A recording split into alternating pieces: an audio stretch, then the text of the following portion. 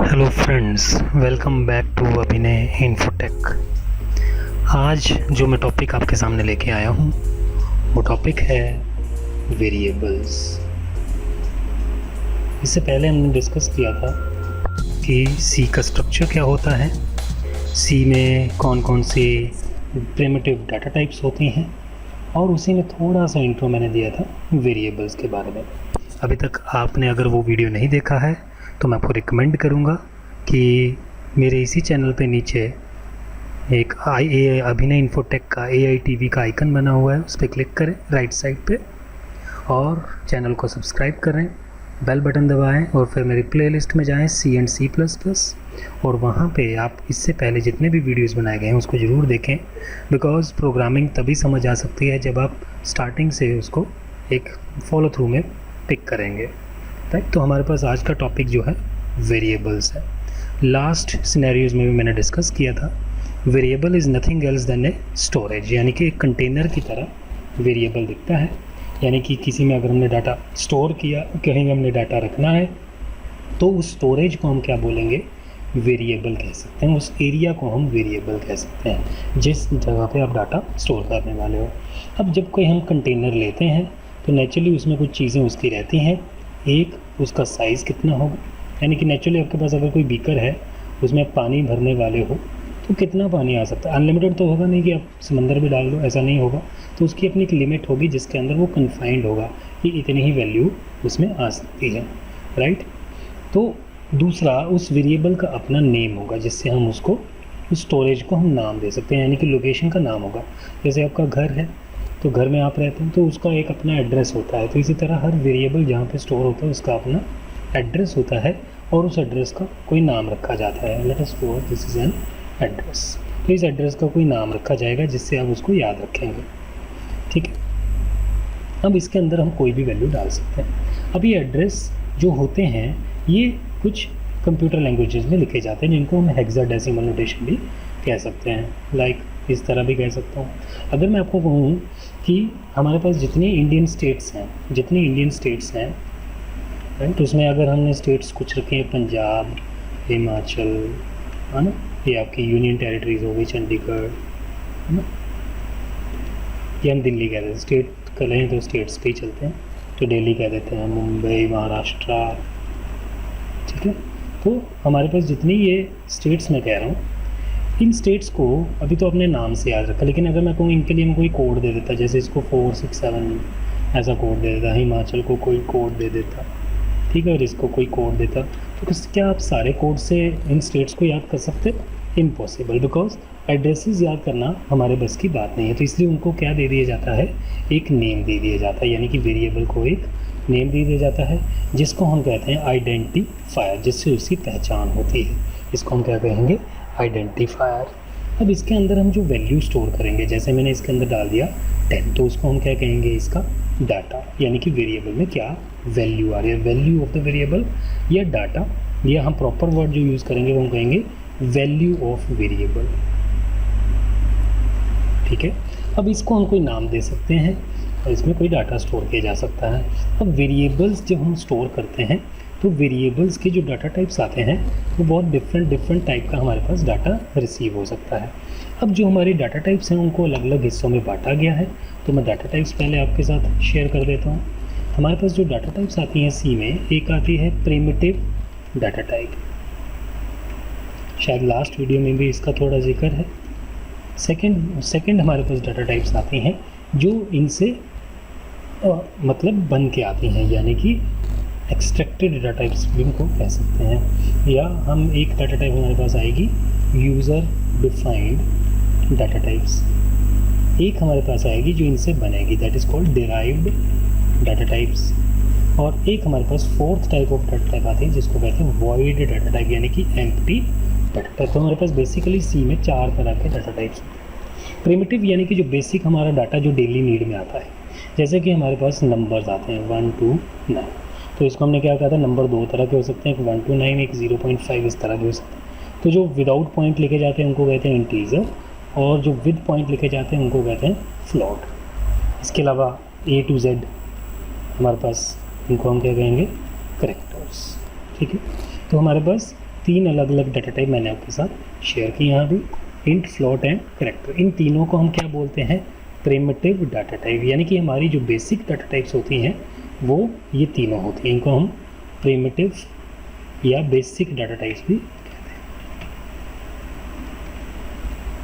Right, primitive data types, इस तरह भी हम इसको कहते हैं। ओके, तो इसके अलावा इसमें से अब हम कुछ डाटा टाइप्स आगे भी बनाते हैं जो आगे चैप्टर्स में डिस्कस जरूर होंगी। इसमें से एक डाटा टाइप वॉइड है जो खाली डाटा टाइप होती है। लेट अस सपोज इस बॉक्स के अंदर मुझे 10 डालना है, तो 10 किस डाटा टाइप को बिलोंग करता है? तो अगर आप रिलेट करेंगे तो 10 किसको बिलोंग कर रहा है? इंटीजर को। ठीक है, तो यानी कि जो हम वेरिएबल डिफाइन करना या डिक्लेयर करना शुरू करेंगे पहले, उसको हम कहाँ से स्टार्ट करेंगे? इंटीजर से। सी केस सेंसिटिव है तो इंट छोटा लिखना होता है। ठीक है, उसके बाद आता है वेरिएबल का नेम। तो मैं नेम को कुछ यूँ लिख देता हूँ। अब मैंने एंगुलर ब्रैकेट्स में इसलिए लिखा क्योंकि इस नाम की जगह कुछ भी बदल सकते हैं। जो भी चीज़ आपको इस तरह एंगुलर ब्रैकेट्स में दिखे उसको हम कहते हैं कि वो ऑप्शनल है, यानी कि उसकी जगह, मतलब ऑप्शनल नहीं कि उसकी जगह हम कोई भी वैल्यू, वो डायनामिक है, यानी कि कुछ भी नया रखा जा सकता है। अब उसका हम क्या रखते हैं? नाम रखते हैं। तो नाम को हम क्या कहते हैं? आइडेंटिफायर। अब आइडेंटिफायर यानी कि नाम रखने के भी कुछ नियम होते हैं जिसको हम कहते हैं rules for identifier, rules.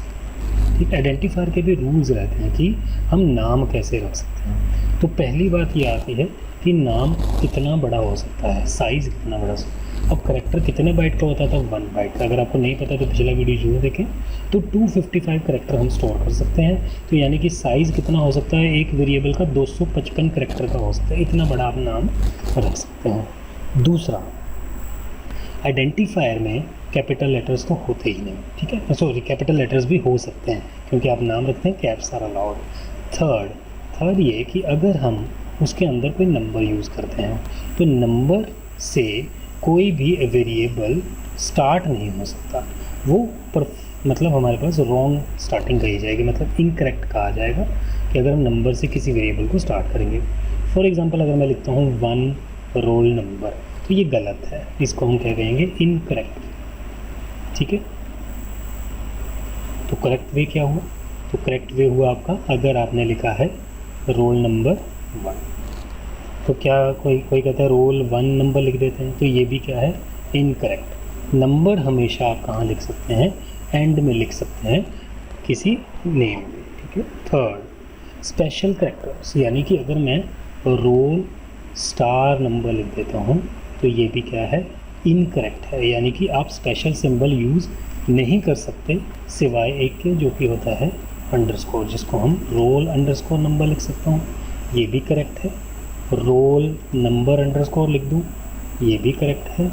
Underscore roll number लिख दूँ, ये भी करेक्ट होता है। ठीक है, तो आप अपने वेरिएबल्स को परफेक्ट वे में डिज़ाइन कर सकते। बेसिकली हम इसी तरह ही डिज़ाइन करते हैं। ठीक है, तो हमारे पास हमने नंबर्स ये यूज़ कर सकते हैं। चौथा रूल ये कहता है कि क्या हम स्पेस दे सकते हैं? नहीं, हम किसी वेरिएबल में स्पेस नहीं दे सकते, इसीलिए हम अंडरस्कोर यूज़ करते हैं। So no spaces are allowed, no spaces. ठीक है, कोई स्पेस बीच में नहीं होना चाहिए वेरिएबल में, राइट। तो ये आइडेंटिफायर्स का रूल है। अब इस आइडेंटिफायर के बेस पे हम अपने वेरिएबल का नाम रख सकते हैं, जैसे मैं रख सकता हूँ इंट ए। ठीक है, तो इंट ए रखने पे क्या हुआ, इसका साइज़ कितना हो गया, तो इंटीजर का कितना साइज़ है? 2 बाइट्स, यानी कि इसमें सबसे बड़ी वैल्यू कितनी आ सकती है? 32,767। ठीक है, और सबसे कम वैल्यू कितनी आ सकती है? -32,768। क्यों? इंट का मतलब ये होता है कि ये एक साइंड इंट है, ये आपने याद रखना है। इंट को हम क्या बोलते हैं? साइंड इंट, यानी कि ये पॉजिटिव भी ले सकता है और नेगेटिव नंबर भी ले सकता है। तो इंटीजर का साइज़ कितना होता है? 2 बाइट्स। तो मैंने कहा था 16 बिट्स बनेंगे, तो 2⁻16 कितना होता है? 2⁻16 कितना होता है? That is 3267768। ठीक है, तो अब अगर इतना होता है तो 0 से अगर हम बीच में 0 माने सेंटर में, तो हम 0 से ऊपर की तरफ हो जाएंगे, तो कितनी वैल्यू पे रुक जाएंगे? एक स्टेप पहले, क्योंकि 0 से काउंटिंग हो रही है। तो मैक्सिमम वैल्यू कितनी स्टोर हो सकती है? 32,767, मिनिमम 32,768। अब वैल्यू इसमें हम डाल सकते हैं। अब जैसे मैंने इंट ए लिखा तो एक मेमोरी में जगह मिली, एक बॉक्स मुझे एलोकेट हुआ। ठीक है, एक डब्बा मुझे मिला, एक खाली बॉक्स। ठीक है, और उसका नाम रख दिया गया ए। हालांकि इसका अपना कोई एड्रेस हो सकता है और वो एड्रेस हो सकता है कुछ इस तरह हो, ठीक है, शायद न्यूमेरिकल वे में भी आ सकता है, तो मैं आपको दिखाऊंगा अभी कैसे कैसे हो सकता है। इसके अंदर अभी कोई वैल्यू नहीं है तो ये खाली है। इसका साइज़ कितना है, 2 बाइट्स का इसका साइज़ है। बी हमेशा कैपिटल मतलब 2 बाइट्स का साइज़ है। मैक्सिमम वैल्यू कितनी है, 32,767। तो जब हम वेरिएबल को सिर्फ वेरिएबल इस तरह मतलब कंपाइलर को समझाया जाता है कि ए एक इंटीजर टाइप का है, तो इसको हम कहते हैं डिक्लेरेशन ऑफ वेरिएबल, ठीक है। अगर हम इसी ए को वैल्यू दे दें, A is equal to next line में लिख दूँ 10, तो इसको हम क्या कहेंगे, डेफिनेशन, यानी कि मैंने ए को क्या दे दी, वैल्यू। और अगर मैं दोनों काम एक ही जगह कर दूँ, int a is equal to 10 है, यानी कि ए जैसे डिक्लेयर किया उसी को डिफाइन भी कर दिया, तो उसको कहते हैं इनिशियलाइजेशन। यानी कि जब वेरिएबल को आप डिक्लेयर और डिफाइन इकट्ठा कर देते तो इसको हम क्या बोलेंगे, इनिशियलाइजेशन बोलेंगे। तो इस तरह वेरिएबल डिक्लेयर कर सकते हैं, ठीक है। अब मैंने लास्ट लेक्चर में ये कहा था कि जब आप वेरिएबल डिक्लेयर करते हैं तो इसमें सब कुछ लॉ हो सकता है कि आप इसमें इंटीजर भी डाल दो, फ्लोट भी डाल दो। तो इसके ऊपर हम क्या लगा देते हैं, फ़िल्टर, ताकि वो डाटा सिर्फ इंटीजर फॉर्मेट में ही इस वेरिएबल तक पहुँचे। तो इस फिल्टर को हम क्या कहते थे, फॉर्मेट स्पेसिफायर। नहीं पता आपको तो लास्ट वीडियो जरूर देखें। अब ये 1 to 9 नंबर्स क्या होते हैं, डेसिमल नंबर होते हैं, तो इसलिए इसके लिए फॉर्मेट स्पेसिफायर यूज़ किया जाता है, %d। कहाँ यूज़ होता है ये, प्रिंटफ में। मैंने समझाया था प्रिंटफ में हम करैक्टर्स भी डाल सकते हैं और फॉर्मेट स्पेसिफायर। जब हम इसकी वैल्यू प्रिंट करना चाहेंगे तब हमें इसका प्रॉपर यूज़ करना पड़ेगा वहाँ पर। चलें अपने कंपाइलर में इसको चेक करते हैं कि हमारे कंपाइलर में अगर इसको रन करना हो तो कैसे इसकी आउटपुट आएगी। चलिए, तो आज का पहला प्रोग्राम हम यूज़ करते हैं। तो न्यू कंपाइलर खोलेंगे। सबसे पहला काम आपका क्या है, as a computer operator save करना। सेव के लिए क्या दबाएंगे, F2। तो हमने इसको नाम दे दिया वेरिएबल इंट्रो और डॉट सी। सी का मतलब सी के लिए प्रोग्राम बना है, सी का सेंटेंस, सी के रूल्स यूज़ होंगे। तो हम यहाँ पे क्या लिखते हैं, इंक्लूड। अगर आपको ये नहीं पता क्यों लिखते हैं तो मेरे प्रीवियस वीडियोज़ जरूर आप देखें। तो यहाँ पे हमने ये हेडर फाइल्स लिखी। इसके बाद हमारा मेन सेक्शन आता है। मैंने structure of C program starting में समझाया, तो वो आप चेक कर सकते हैं। इसके अंदर जब भी हम वेरिएबल डिक्लेरेशन सी में करते हैं तो हमेशा टॉप ऑफ द प्रोग्राम करना है, यानी कि मेन से प्रोग्राम स्टार्ट हो रहा है तो यहाँ पे, या मेन से पहले। मेन से पहले क्यों करते हैं वो बाद में समझेंगे। मेन के अंदर यानी कि सबसे पहले जो भी आप वेरिएबल यूज़ करना चाहते हो उसको डिक्लेयर कीजिए। जैसे मैंने लिख दिया इंट ए। अब मैंने क्या कहा कि पिछली जो भी इनपुट स्क्रीन पे हैं वो क्लियर हो जाए और ए को वैल्यू दे दी मैंने 10, ठीक है। तो पहली लाइन में हमारे पास क्या हुआ, वेरिएबल क्या हुआ, डिक्लेयर हुआ। तीसरी लाइन में क्या हो रहा है हमारे पास, वेरिएबल डिफाइन हो रहा है, ठीक है। अब लेट अस सपोज मैं इसको प्रिंटफ से प्रिंट करना चाहता हूँ, तो फिर से रूल दोहराते हैं प्रिंटफ का। इंट, याद होगा आपको मैंने प्रीवियस लेक्चर में समझाया था, सी डिक्लेयर प्रिंटफ।